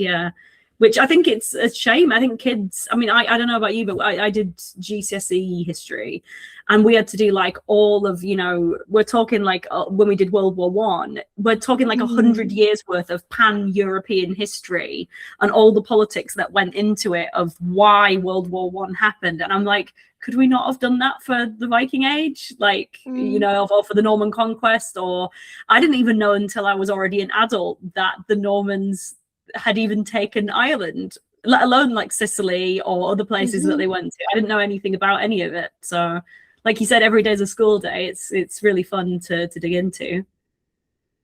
Yeah, and it's why I'll be sad to wrap this podcast up, but it's got to be temporarily closed. My husband keeps saying I'll go back to it in a month, and I'll be like, you've forgotten how sleep deprived we were with our firstborn.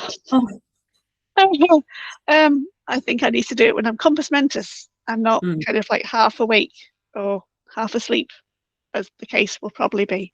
And plus, it's just a case of once I have the child under my arm, he's under my arm. I never get rid of him until he's at nursery, which will be a year from now. But anyway, I guess the last topic I do want to talk to you about, and I know and you've briefly mentioned it before, is kind of like your keenest, definitely area of expertise is, of course, Viking Age textiles, or at least I could say historical textiles. Because I'm not sure, do you deal specifically in Viking Age stuff, or do you dibble dabble, I should say, in different periods of textiles? Mostly it is Viking Age or early medieval, let's put it that way, early medieval. But the last year or two I've been looking into Roman as well, like specifically like Romano-British and actually the kind of pre-Roman as well. So like a lot of the stuff when it comes to reconstructing costume of if you imagine like York, for example, was founded in 71 AD, and that's usually what I'm focusing on. So we'll say it's around then, AD 71. When reconstructing kind of the clothing of the Britons of that time, we're having to look an awful lot at like bog finds from like Denmark or from Germany, or occasionally find like little bits here and there from in the UK and in Ireland. But most of the kind of the whole garments, they are actually from bog bodies and things like that, which is really cool. And you just kind of have to go off of that, and then the sparse kind of written documentation that we have from the period, and usually from written by foreigners, so it's usually by the Romans in that period, describing how it was in not like it's not super detailed either, but they'll, that's kind of the challenge, but also the beauty of living history is that sometimes you have to kind of you can actually make a lot from a very small amount of putting this kind of things together. So yeah, I do mostly focus on early medieval textiles, in which case York and Dublin are the perfect places to focus on, because they were so waterlogged that when they did the digs on both, not just Coppergate, but in the centre of York and in Dublin at Wood Quay, because of them both being near rivers, everything was waterlogged, which means it's the perfect, is that the right word, anaerobic conditions to stop the oxygen getting in to so like organic things. So a lot of like kind of wood, leatherwork, textiles were preserved from both of those places. Unfortunately, there are very few like whole garments. So when I'm constructing, let's say like a tunic, I'm doing one at the moment actually, which I need to finish for the summer. Literally, I'm reconstructing a whole tunic based off of the cuff. So there's like this part at the very top, which from that we were able to tell a fair bit. So for me, it's enough. It's enough that I can look at it and I'm like, okay, well that's a cuff, and it's not a big baggy cuff from a garment. It's like a fairly slimline cuff. So okay, slim sleeves, or slim-ish sleeves. It's in wool. We know the weave of the wool, that it was in a chevron twill, and I'm like, cool, that means that I can get that. I don't know if they did dye analysis on the actual cuff, but I've chosen, because I had some really nice fabric that wasn't quite right. It was like kind of basically it was modern fabric, and it is all wool, but it's a chevron twill, but it was kind of woven in a kind of darker orange color in one direction and then a lighter color in the other, which is fine for like migration periods, and then it just seems to go out of fashion for the Viking Age, this kind of two-tone like Harris tweed thing, like Harris tweed suits, where you have that kind of thing. So yeah, I had some fabric all that already, so I've chosen to make my dress dyed with madder, which is like a super common, you find that on a lot of textiles from York. So I said, it's, that'll work. It's speculative, but we do know that it had this embroidered cuff, that it's kind of a type of a little bit like a blanket stitch. There's a really good, I can't remember if she covered it in her video or not, but there is a really good YouTube channel which people might like if they're interested in reconstructing historical textiles from the Viking Age and early medieval period.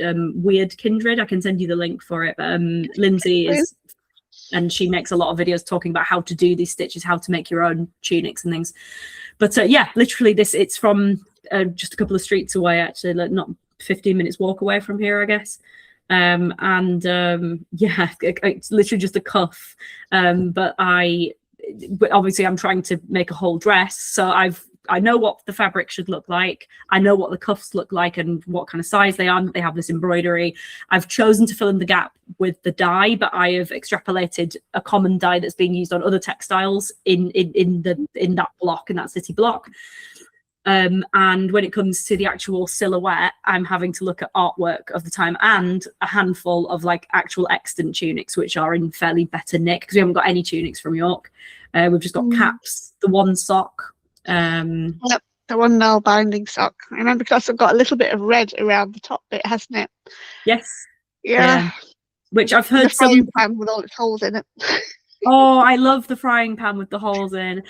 Tell you what, here's a question for you. What is your favorite Viking Age artifact that was found at York?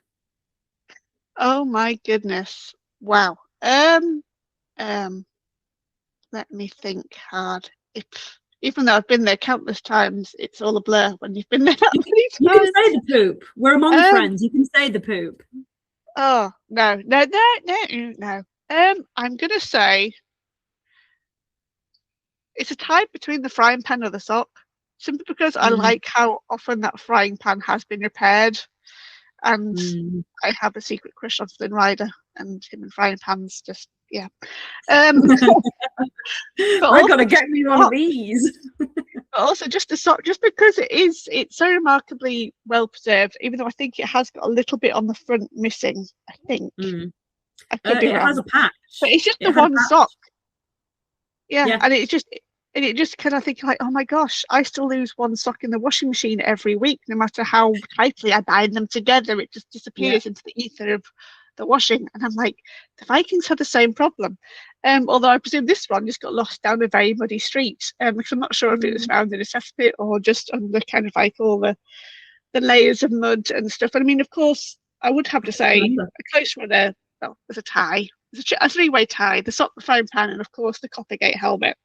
Even though it's more Anglo-Saxon than actual Norse, just because this tale of that discovery and how it nearly got absolutely smashed to bits by the scooper of a digger was just an amazing thing. And to see that at the Viking North exhibit was really, really cool. So yeah. Those are good choices. I appreciate those choices. See, the people don't ask you, in adulthood is not being, we need more of these conversations. What is it, that joke that they say, like, adulthood sucks because nobody ever asks you what your favorite dinosaur is anymore. We need to bring it, like, what's your favorite Viking Age York artifact, Those are all good choices. I mean, they've got so many, and the museum shows a good number of them, but of course we know, because we both kind of like closely worked, associated, have frequented it there many times, that they often kind of like say, oh, we've got kind of like, it's like the one thing that always makes me chuckle is learning about how many clamshells they found, that they were literally giving them away at the dig for like 1p or 5p a clamshell. So you could walk away with a bit of Viking Age food history because they found that many in the ground. I want one. The worst part, it's kind of embarrassing. Like, if there was one on eBay and if it could be authenticated, I'd be like, yeah, I'll buy that. I'll buy a 1,000-year-old oyster shell or a clamshell or whatever it was. Oh gosh, yeah. I mean, it's a wonderful museum. I'd still recommend anyone and everyone go there if they can, and of course, definitely go to the Yorkshire Museum where they've got the Viking North exhibit on until July next year. So I'm glad I've got to see it before my little lad invades my life and stops me going anywhere. You need to just get him in like a papoose type system, and then he goes where you go. It's just a case of the trains. I just need the trains to be reliable again.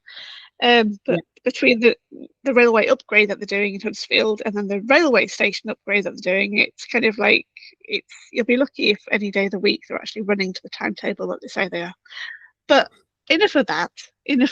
I guess I'm curious, kind of like, did you, when you were first getting into the interest of Viking Age textiles, were you aware of how colourful they actually were? Because of course so many people I come across are always amazed to learn that they did have colours, they did have dyes, and it's one thing I'm glad, kind of like after the last sad, unfortunate flood that Jorvik Museum had, when they reopened and redid the kind of like the history tour ride, that they do actually have like a little scene of like all these woolen fibres hanging down in completely bright colours. I'm like, yes, that's what they did. They weren't just drab grey in wool and cotton or linen or whatever flax they could get hold of. That's a good question. It's weird that it's like I think about it so much because I say obviously, that's not obvious. So in my living history life and my journey, I do a lot of plant dyeing. So when I'm not writing or presenting or organizing things, I'm a historical costumer, like for money. You know, I do make costumes. I've got a business where I do that, and it is 99% I'm doing it for independent reenactors, but I have done costumes for museums and stuff like that. I've done some kit for people working at Jorvik, which is pretty cool. It's a nice little feather to put in my cap.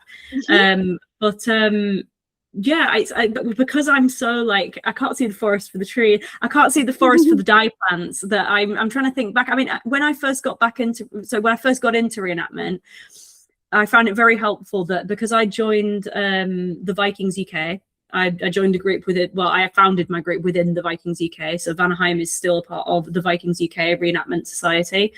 I'm still a member through that. I'm also a member of Regia Anglorum now. I recently joined this year, so got with there's kind of a playful rivalry between the two, but we just were like, me and my partner, well, we're like, oh no, we've got so many friends in both, and they do different events. So, and they have different cultures within reenactment as well, and different standards. So there's lots to learn and different places to visit. But yeah, both of those societies, if anybody is wondering and is like interested in dipping your toe in, and you can just dip a toe, you can do a handful of events in a year, and as and when it suits you. They have quite in-depth kit guides, and so the one that I was using when I first joined the Vike, as we would call it, it had like kind of a color guide, and I think they really need to be overhauled. As far as I know, we are trying to overhaul it, and we're trying to come up with a new way of doing it, because pictures will look different on people's different monitors and all of that jazz. In the past, people tried to make like an equivalent thing of like, if you're trying to mimic plant dyes with Dylon or something similar, these like modern sync dyes. It stressed me out so badly trying to match them and being worried that people were gonna kind of pick and say, oh well, that's not a color that could have been achieved. That's actually how I got into plant dyeing, that it stressed me out so much that I just swear my social anxiety was like, it's do it properly. Just do it properly. Like, so I really did. That's how I started. And when I began, it was very, very cheap because I was a student. I was like, right, okay, I've got an old pan that my mum and dad were going to throw out. And I was like, okay, yeah, I think, it was not burned beyond repair. What do you call it? The plastic lining on the inside and the Teflon. The Teflon had scraped off on the inside of the pan, and so they were like, well, we're not going to eat that. So I said, okay, well, I'll use it for dyeing. And I used like onion skins. I went and I experimented a lot with using like blackberries, leaves of like, dandelion roots, dock leaves, or pretty much anything. I have a lot of very like uninspiring coloured swatches from when I first started, like little teeny tiny ones that are like kind of just slightly off yellow, but I was delighted. Or things like, black currants, which are not a substantive dye, meaning that it kind of stains the yarn, but then it won't stay purple for very long. It will like fade to grey. But I did a lot of these ones that weren't necessarily period accurate, but they were cheap or they were free. And I've got onion skins on the hob right now. Like I boiled some last night because I just never got out of the habit of saving my onion skins. For what it's worth, they're not a period accurate dye. They're not one that we have any evidence for being used, but it is a cheap, nice way to colour some yarn. And the one thing that I realised, it's just my little theory. Over the years, when I've had the chance to do plant dyeing or to do cooking or to go and stay places where they have reconstructed buildings, you realise how much. I wouldn't have been a Viking back in those days. I would have been just a person, and I don't mean just me personally, but I mean as like a woman 1,000 years ago, and also just an average person. I'm not. I don't come from a military background. I'm not a lord or a lady or anything like that. Most people were just like farmers. They were subsistence farmers, and they might have a craft on the side of that. And we're talking like that's like 90% of the population. Don't quote me on that, but 90% of the population are just subsisting, and you're growing what you need to be able to feed you and your family. And even just the textile work and the maintenance of your homestead is just going to be so massive that you'll spend most of your time on your property, whether that's inside the house or whether it's on the fields in the surrounding area. And the one thing that I realized with spending time doing events, I've been really privileged to go to a couple of them over the years and be able to like cook inside longhouses and stuff in Denmark and in the UK.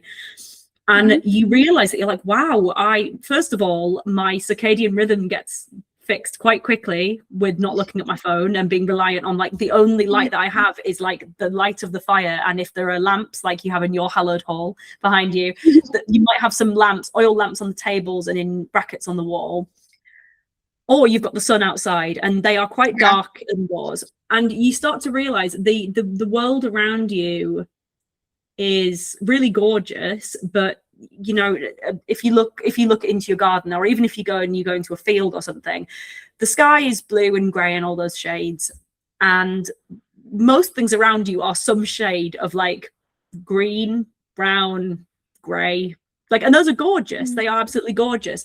But I'm maybe this seems more profound to me than maybe it does the trying to explain the concept, but it was a realization I had in being in these historic buildings. I was like, wow, I can really see the value actually in that. You might be like, I want to stand out as much as I can. I want to make my clothes cheerful, even if that means that, you know, the average Viking housewife, you might be like, right, okay, well, I have the only dye plant that took this year was the weld in the garden, you know, or the woad or whatever, in which case you'll make one big batch, and you would kind of, when you're making new textiles, you know, for the household, you'll do that. And then you might, at the end, to kind of exhaust the dye, you might be like, okay, kids, come here, everybody bring your tunic, you know, that one's faded, we're going to put them in and we're going to give them an over dye. And I can just imagine, you know, similar to some families now, you know, where they'll say, oh, there was a deal on this particular outfit or this particular fabric, and you know, my grandma likes making knitted jumpers, so we all have knitted jumpers in this same yarn or whatever. And they'll say, oh, I hate this color, why? And they'll say, well, it was on offer, so that's what we're having. I can't get it out of my head, the idea of some Viking Age families having the same thing of like, you know, they say, well, this year the plant that took was this, and so, you know, we weren't going to throw the madder away, so mum she over dyed all of our clothes because they'd faded a little bit. She wanted to freshen them up and give them a bit of life. It all went in the madder bath, and so now I have a slightly blotchy, more orange tunic than I had before. But yeah, that's a way of, you know, people were less individualistic than we are now, as far as we can tell. And we could tell that from, you know, the sagas and from mythology and things like that, the way that people talk and the clear expectations of the law and what your community expects from you. They were less individual than we are now. Most of that's come about in the last like 150 years. And hell, even now, you know, depending on which country and which culture you're from, you may be more or less individualistic in your outlook on the world. But we do know that people liked to be shiny, and they liked to have a little bit of something different and to kind of bring themselves up. And that is quite a human thing for me, to be able to make, to get plans, which obviously in the 1,000 years they might have changed a little from how they were back then. But we do know from looking at the archaeological remains of textiles, and also sometimes the actual bits of the plants themselves are left behind. At Jorvik Centre, the bit you were talking about where they have the colourful yarns hanging in the ride, you can see a lady who's clearly been dyeing some skeins. That is a reproduction of a real bit that they found in Coppergate, that it was in like a gully. Oh, wow.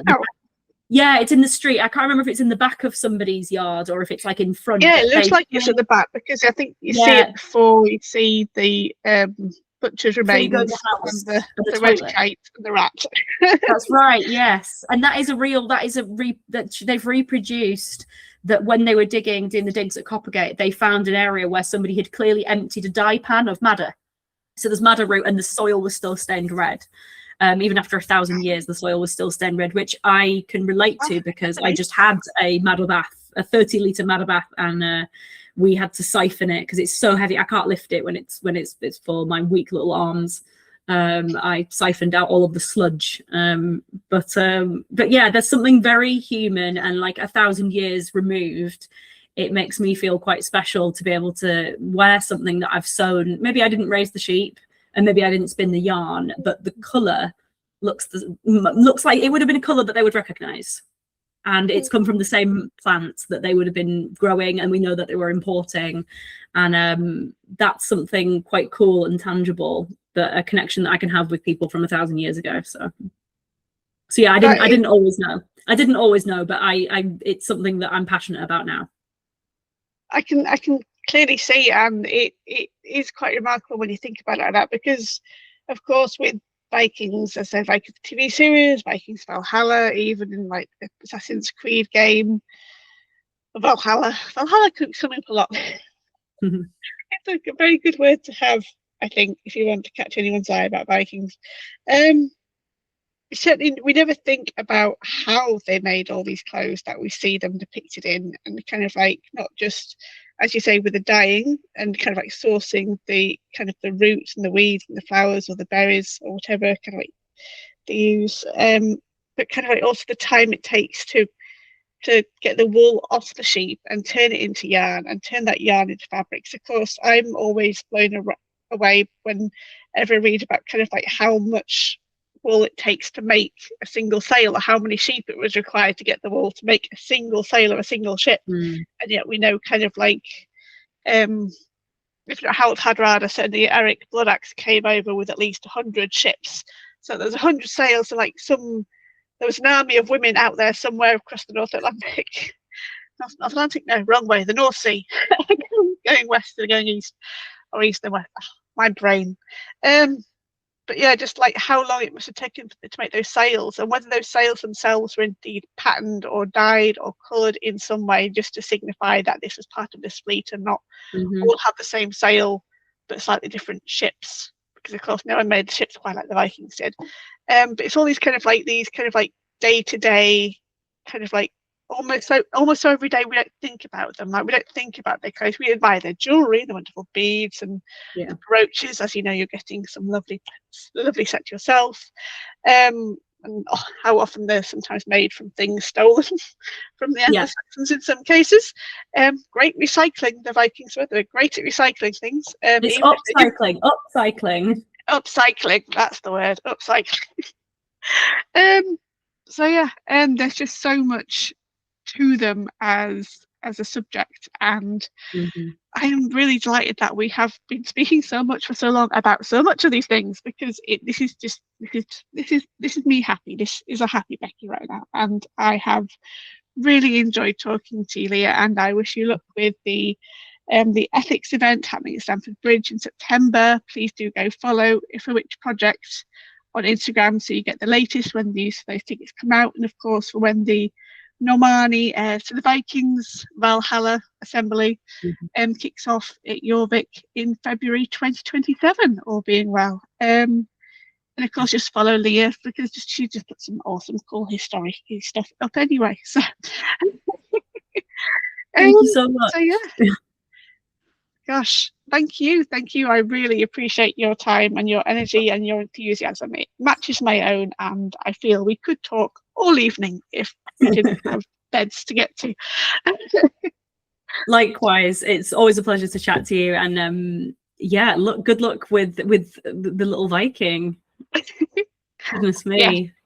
I think that's far more important, to be honest. Well, the Norns have willed it, so he is here, he's coming into the world. I sadly can't get him a Viking name. My husband won't allow it. Although my eldest, I should say now, she has quite got a fondness for the name of Finn, which even my mum has Googled. Says, oh, look, it's kind of like Gaelic. It means white warrior. Why wouldn't you want Finn? So, well, I don't know. It doesn't. I've got my own name ideas. My husband's got his own ideas, and so has my daughter. So it's going to be a three-way split. Maybe they'll just when you meet him. Maybe you'll know his name when you meet him. Maybe. I have two cousins called. My two aunts were pregnant at the same time with boys, and so I have two cousins, and they said they both wanted the name Fionn, which is Fionn. And that's the original Fionn, or is the like white haired or blonde haired warrior, and they both were like raced to the finish line. So they said whichever one has the son first will get Fionn, and then we were expecting that the other one would name their son something completely different. No, my two cousins are called Fionn and Finn, so you're in good company there. If he does end up looking like a Finn. Oh, well, of course, I just keep thinking of I think it is Finn from the Bernard Cornwell The Last Kingdom series with Uhtred, because I'm sure his best buddy was called Finn or something like that, unless I'm getting mixed up, because I know in Giles Christian's books there's a black Floki that's kind of like an antithesis. But anyway, that's going for a whole other topic. But yes, you've been a wonderful last guest. We have covered so much, and I hope this has opened the doors of another Valhalla, whilst mine's closed for a little bit. And lots of people come and attend your wonderful events and learn so much more, because it's open to all, and that's the wonderful thing that these halls of ours that we both built in our own crazy ways are doing, that they're opening the Viking world to everyone, because everyone has questions, and hopefully we can provide some answers. But yes, thank you so much, Leah. It's been an absolute pleasure. Oh, well, thank you so much, Leah. And I'll put all your details and blog links and social media links and all of it down in the chat. Please do go have a look, dear viewers and listeners. And if you've enjoyed any of my episodes out of the 34 now, thank you for listening, watching, wherever you are in the world. And I do hope you go back, if you haven't been watching from the very, very beginning, and discover all the other awesome guests and awesome Viking conversations that we had, because this is why it's called Valhalla Conversations. They're conversations that I dream of in a heaven, but for me it's Valhalla. So here we are. And I will hopefully see you all in the near future. Thank you very much for listening and watching. Goodbye. Bye.